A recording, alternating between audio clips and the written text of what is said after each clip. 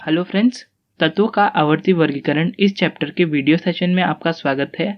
और आज हम लोग पढ़ने जा रहे हैं डोबेरेनर के त्रिक और न्यूलैंड के अष्टक नियम।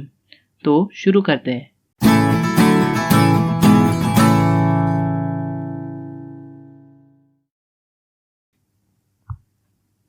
डोबेरेनर के त्रिक यह नियम तत्वों के वर्गीकरण का सबसे पहला नियम था।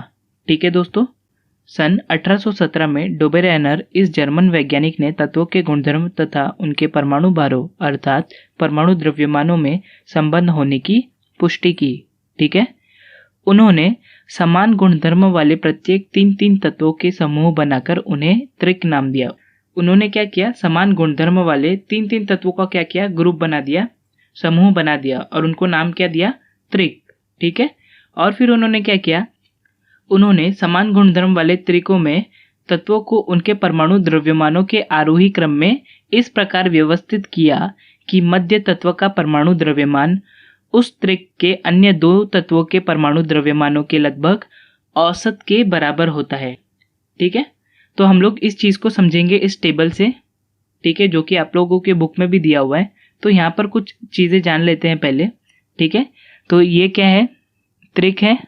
ठीक है, ये तत्व एक है, यहाँ पर तीसरा तत्व है और यहाँ पर दूसरा तत्व है। ठीक है दोस्तों, तो यहाँ पर उन्होंने क्या बताया कि जो तीन तत्व होते हैं उसमें से मध्य तत्व का जो परमाणु द्रव्यमान होता है, किसका, मध्य तत्व का परमाणु द्रव्यमान, यानी पहले वाले में लिथियम, सोडियम और पोटेशियम में से बीच वाला कौन है, सोडियम।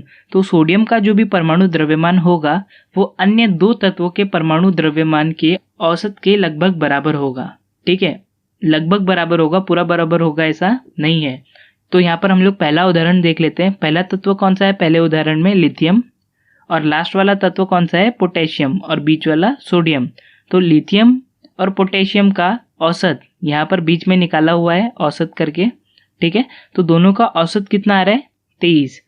और तत्व दो यानी सोडियम का परमाणु द्रव्यमान कितना है, 23। ठीक है, मतलब यहाँ पर तो समान ही है। तो अब हम लोग दूसरा उदाहरण देखेंगे। दूसरे उदाहरण में कौन कौन से तत्व है, कैल्शियम, स्ट्रोंशियम और बेरियम। कौन कौन से, कैल्शियम, स्ट्रोंशियम और बेरियम। कैल्शियम का परमाणु द्रव्यमान कितना है, 40.1।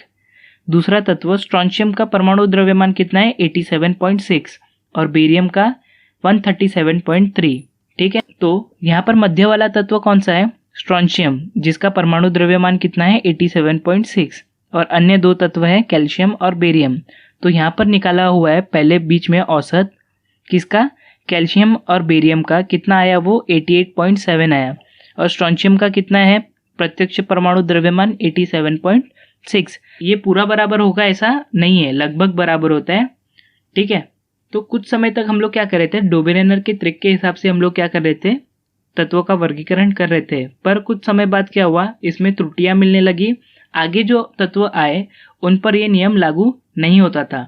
तो हम लोगों ने क्या किया, नया नियम बनाया। तो नया नियम किसने बनाया, नया नियम बनाया न्यूलैंड ने। तो न्यूलैंड के अष्टकों के नियम, यानी न्यूलैंड का जो भी नियम था उसको पढ़ने से पहले हम लोग क्या पढ़ेंगे, न्यूलैंड के बारे में पढ़ेंगे। तो न्यूलैंड कौन थे, वह संगीत प्रेमी भी थे, साथ ही वह केमिस्ट भी थे। केमिस्ट मतलब जो केमिस्ट्री पढ़ता है उसे हम लोग क्या बोलते हैं, केमिस्ट। ठीक है, इसलिए उन्होंने संगीत और तत्वों के बीच सहसंबंध ढूंढना शुरू किया। ठीक है, उन्होंने क्या किया, संगीत और तत्वों के बीच कुछ ना कुछ रिलेशन ढूंढना शुरू किया। परिणाम स्वरूप उन्होंने क्या किया, तत्वों का वर्गीकरण संगीत के सुरों के हिसाब से किया। ठीक है, संगीत के सुर क्या होते हैं, तो यहाँ पर आप लोग देख सकते हो सुर क्या होते हैं, सा रे ग म प ध नि, ये हिंदी के सुर है, और साथ ही डो रे मी फा सोलैटी ये यूरोपियन सुर है। ठीक है, जहाँ पर पहला सुर आठवें सुर के साथ समानता रखता है। जैसे कि आप लोग देख सकते हो, सा रे गा मा प धा नी के बाद वापस से कौन आ जाएगा, सा, मतलब पहला और आठवां सुर सेम होता है। ठीक है, अब हम लोग उनका नियम पढ़ेंगे, न्यूलैंड के अष्टकों का नियम।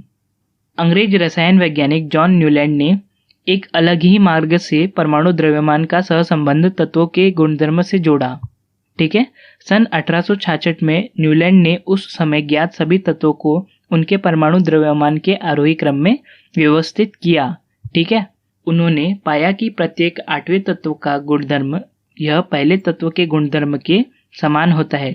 तो उन्होंने क्या पाया कि पहले तत्व का गुणधर्म 8वें तत्व के गुणधर्म से समानता रखता है। ठीक है, तो कुछ समय तक न्यूलैंड के अष्टकों में तत्व का वर्गीकरण सही तरीके से हो रहा था, परंतु कुछ समय बाद इसमें भी हम लोगों को कुछ त्रुटियां मिली। ठीक है, उन त्रुटियों को पढ़ने से पहले हम लोग थोड़ा सा इसका टेबल देख लेते हैं। तो यहाँ पर आप लोग देख सकते हो, पहले सुर में हाइड्रोजन, फ्लोरीन, क्लोरीन, कोबाल्ट व निकेल और ब्रोमीन है। ठीक है, जिसमें से कोबाल्ट और निकेल यह धातु है और बाकी सब अधातु है। बल्कि जो बाकी के तत्व है वो हैलोजन वंश के हैं। कौन से वंश के हैं? हैलोजन वंश के हैं। ठीक है, जो कि अधातु होते हैं। बट कोबाल्ट व निकेल यह धातु है। ठीक है, हम लोग किसी भी जगह पर धातु व अधातु को एक साथ नहीं रख सकते, इसलिए ये हमारी पहली त्रुटि है। और ऐसा ही सेम टू सेम आप लोग देख सकते हो लास्ट वाले स्वर में, जहां पर Fe यानी आयरन को अधातुओं के साथ रखा हुआ है, जिनको रखना चाहिए था किसके साथ? कोबाल्ट व निकेल के साथ। यह हमारी एक और इस टेबल की त्रुटि है। ठीक है, तो अब हम लोग त्रुटियों को थोड़ा डिटेल में पढ़ लेंगे। न्यूलैंड्स के अष्टक नियम में त्रुटियां। यह नियम केवल कैल्शियम तक ही लागू होता है। ठीक है, यह नियम कहाँ तक लागू होता है? कैल्शियम तक। कैल्शियम के आगे खोजे गए तत्वों पर यह नियम लागू नहीं होता है। ठीक है, न्यूलैंड ने ज्ञात सभी तत्वों को 7/8 इस 56 स्तंभों की सारणी में व्यवस्थित किया। तो ज्ञात सभी तत्वों को स्तंभों में समाविष्ट करने के लिए न्यूलैंड ने कुछ स्थानों पर 2-2 तत्वों को रखा। उदाहरणार्थ हम लोगों ने जैसा देखा है, कोबाल्ट व निकेल को एक साथ रखा गया है। ठीक है, इसके अतिरिक्त उन्होंने कुछ भिन्न गुणधर्म वाले तत्वों को एक ही स्वर में रखा। उदाहरणार्थ कोबाल्ट व निकेल।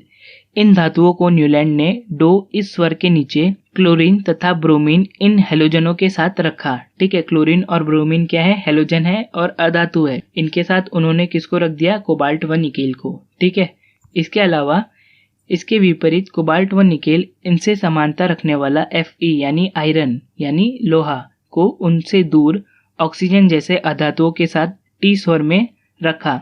ठीक है, नए खोजे गए तत्वों को समाविष्ट करने के लिए न्यूलैंड के अष्टक नियम में कोई प्रावधान भी नहीं था। तो इस प्रकार हम लोगों को अब किसकी जरूरत पड़ेगी? नए नियम की जरूरत पड़ेगी तत्वों के वर्गीकरण में। तो तत्वों के वर्गीकरण में नया नियम कौन लाया था? मेंडेलीव। किसने लाया था? मेंडेलीव, जिसको हम लोग अगले लेक्चर में पढ़ेंगे। ठीक है, तो आज के लिए इतना ही दोस्तों। Thanks for watching this video.